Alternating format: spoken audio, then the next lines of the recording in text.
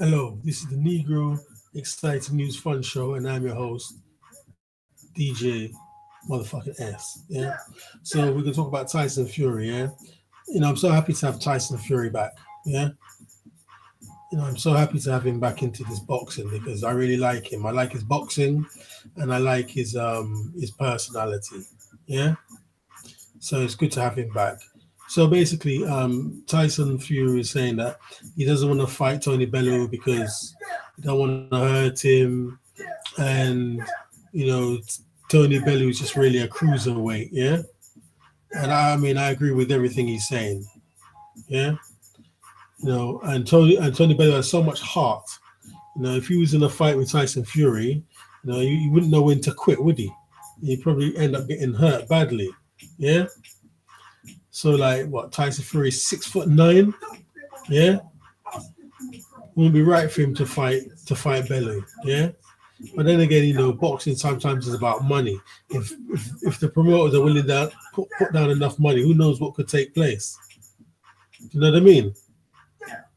And the promoter, just like Tyson Fury said, he don't give a fuck about you. You're just a piece of meat to him, Eddie Hearn.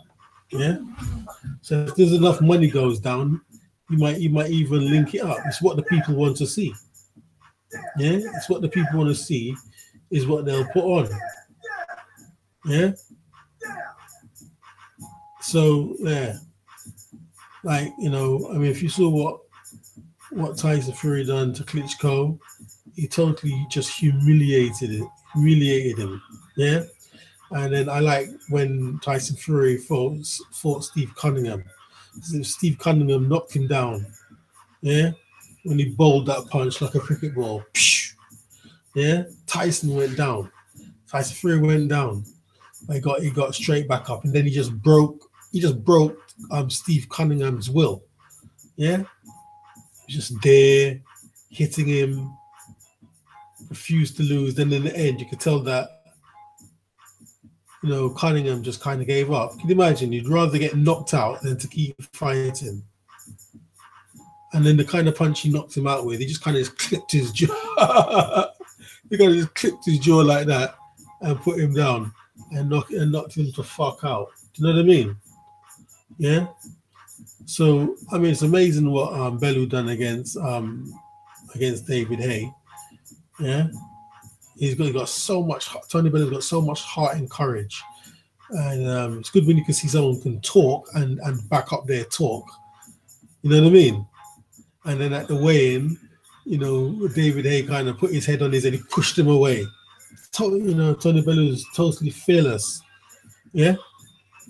And then regardless to whatever we think, history will record that Tony Bellew has beaten, the great David Haye twice.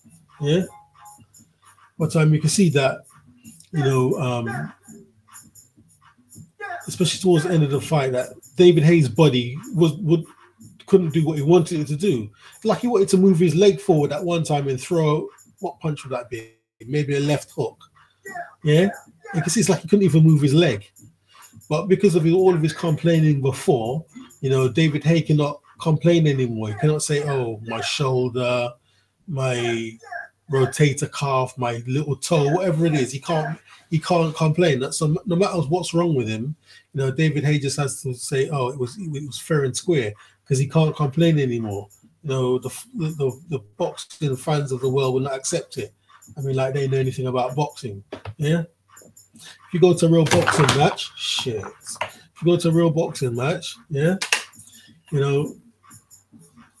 people just want to see someone on the floor knocked out in a pool of blood. They don't know fuck all. Yeah. I guess that's what they call a good, honest fighter. He's a good, honest fighter. That means he takes a lot of punishment. That's what I worked it out to mean. Yeah. So, yeah. So anyway, Bellew versus Tyson. I mean, how many people really want to see that fight? Yeah. I'd rather see Tyson Fury fight. Obviously, he's got to work his way back in there. I'd like to see him fight Luis Ortiz. Yeah. Or even Wilder. Wow, what a fight that would be. Yeah, I mean the British heavyweight division is absolutely crazy now. You know, we've got Tyson Fury, we've got Bellew, we've got Anthony Joshua, and remember before that, Bruno done his thing when he beat what's his name, Mike Tyson's sparring partner. What's his name? For a minute, his name eludes me, man. Yeah. Yeah, so Lennox Lewis beat him and Lennox Lewis fought, and he knocked out Lennox Lewis, yeah, or rather Lennox Lewis didn't make the 10 count, and then Lennox Lewis came back and beat him, and he had a nervous breakdown in the ring and was crying. It's funny I can't remember the guy's name. Whatever, man. You know who I'm talking about, yeah? Mike Tyson's ex-sparring partner. So Bruno beat him, and then, he became the world champion, Frank Bruno, but they just regarded him as a caretaker champion because he only, defended the belt once and he lost in his first title defense, yeah? But at least Bruno done his thing, yeah? So, yeah, we had Lennox Lewis. We had Lennox Lewis, and who was the first British heavyweight champion before. It took 100 years, man. It was Bob Fitzsimmons. And if my history's right, Bob Fitzsimmons was born in Scotland and went to Australia aged 3. Can you believe that? That's how desperate we were to have a British heavyweight title.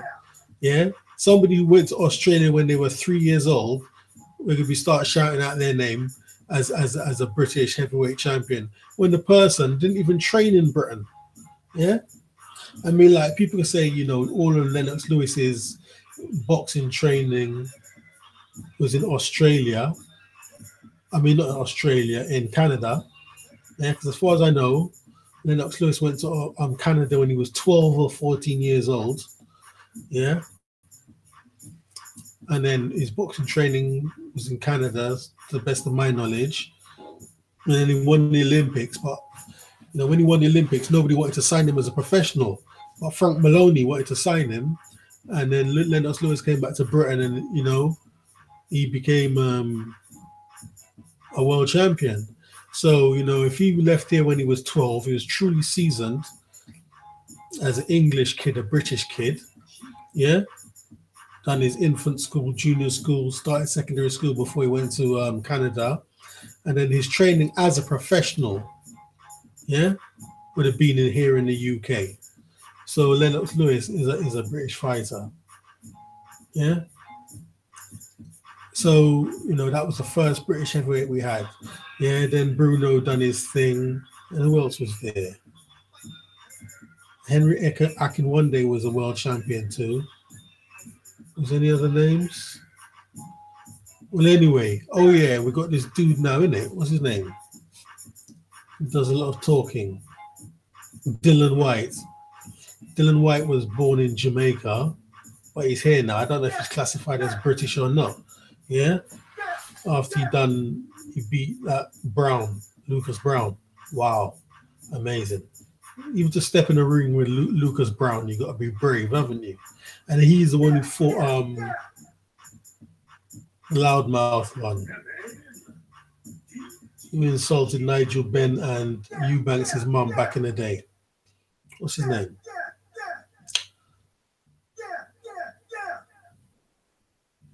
You know what I'm trying to say, yeah? Yeah, so he fought him, and he had to have 30 stitches in his mouth after Lucas Brown finished with him. Can you imagine having 30 stitches inside your mouth? Can you believe that? 30 stitches inside your mouth. Yeah? So anyway, Dylan White beat him. So now we've got